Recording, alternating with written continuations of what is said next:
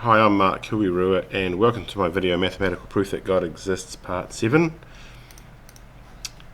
All of the earlier videos are available on YouTube, and in those earlier videos we really investigate the question, if a divine mind existed, how would we know?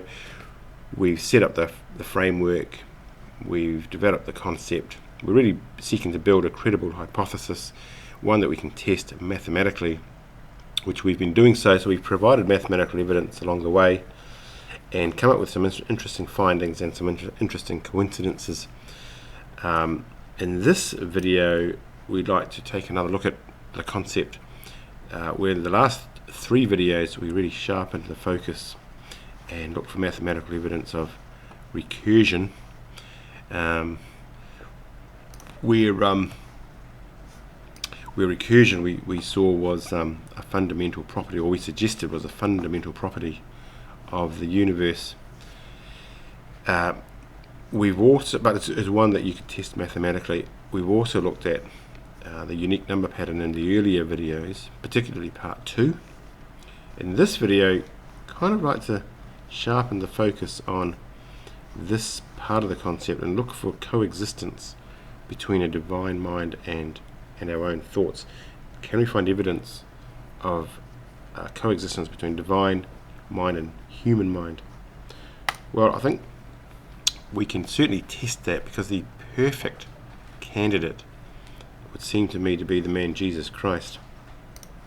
Was there coexistence in Jesus between the divine mind that existed in the beginning and the mind of Jesus?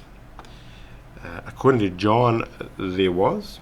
John chapter 1 verse 1, a book written about 800 years after Genesis, again coming out of a Jewish mind but living in a different time and culture.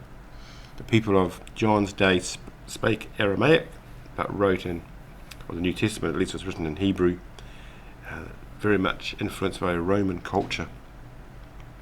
So John makes starts his verse with "in the beginning," the same words that, of course, Genesis starts. So very much a link between the man Jesus, at least in John's mind, and the divine mind.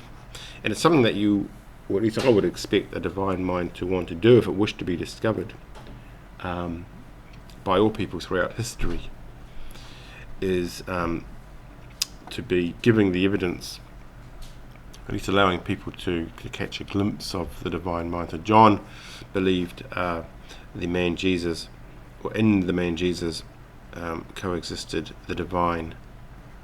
And it was the divine that first became articulated into word manifested into flesh, being Jesus, and within Jesus we saw the divine.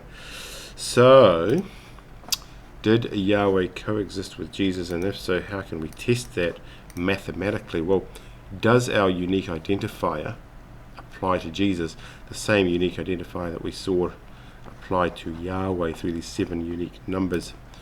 Well, we can use the A4 grid to test that. Now, the A4 grid was fully discussed in part 2, but here it is. Here it's a table of numbers. Again, really based on the dimensions of A4 paper. But within the table of numbers, we found the schematic for the unutterable name of God being Yahweh. So our question today is, can we find evidence that the values of the names of Jesus coexist within the same A4 grid? Now, to do that, we really need the Greek alphabet. And we need it in the same form as the Hebrew alphabet, whereby for every letter we get a value. And again, in part 2, we saw that for every word in Genesis, we had a word value, the word value being simply the sum of each of the letters, and the value of the letters being the position of the letter in the alphabet. Both of these tables easily downloaded from the internet. Now, why do we need the Greek alphabet? Well, simply because the New Testament was written in Greek, and therefore the names of Jesus Greek letters. So here's Jesus for Jesus, Christos, and the Value for Jesus, 888. Also interesting, 888 considered a very lucky number in the Asian cultures. So the value of Christ, 1480, the sum of these two, 2368, being the value of the name Jesus Christ. So we can extend that to Lord Jesus Christ, because the word kurios has a value of 800, meaning Lord. So kurios, Jesu Christos, Lord Jesus Christ, having a total value of 3168. So, do the values of the names of Jesus show up in the grid? Well, here are all the values of the names of Jesus, and here's the grid. We can start testing them one at a time. So let's take the Lord. 800, well, here's our cluster, a very simple cluster, and guess what? 800. So these four numbers add to 800, and that's the value of the name Lord. Jesus, well, here are three Genesis numbers, and they add to 888, so that's gold. The value of the name Christ, 1480. Well, what happens when we add these five numbers as we get 1480? These numbers in a straight line, so a very nice clustering.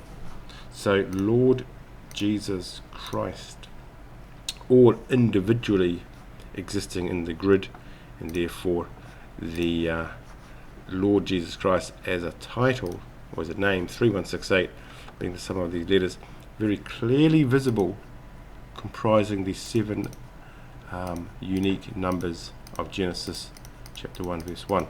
These numbers in yellow. So it's also interesting that 3168, the value of Lord Jesus Christ, also appearing, that's the sum of the numbers in black here, which, as you can see, are the numbers that are not the Genesis numbers, but they're the numbers that are interwoven with the Genesis numbers or the name. So here's the name Aleph, here's the Aleph, here's our schematic for Yahweh, here are the values of, or the value 3168, Lord Jesus Christ, so interwoven with the Aleph and the Yahweh.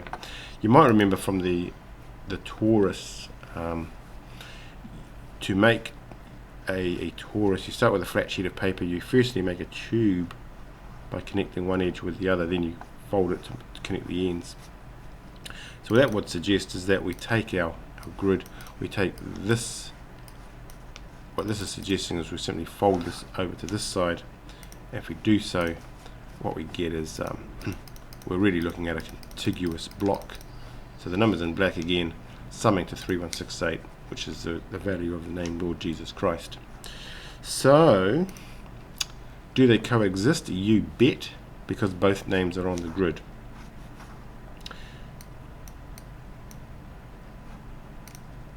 So, I guess to recap, do the 7 unique numbers appear with Genesis 1? Check. Do the 7 unique numbers appear on the A4 grid in association with the A4 paper sizes? Check. Which are the numbers in yellow. Do the 7 numbers appear in the grid in association with the values of the names of Lord Jesus Christ? Yes, they do. And this is the pattern. Remember, each of the numbers in yellow are the 7 unique numbers that we're looking for. So in summary, we found the unique numerical identifier being repeated across these 3 ideas.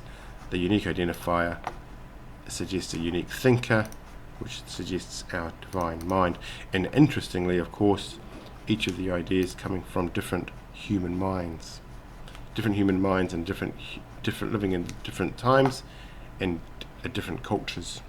So the coexistence of a divine mind with human minds, and therefore with our own thoughts, are something that I think comes out very nicely through the A4 grid. Hey, if you enjoyed this video, please do check out my next video where we'll continue the journey. Until then, this is Mark, out.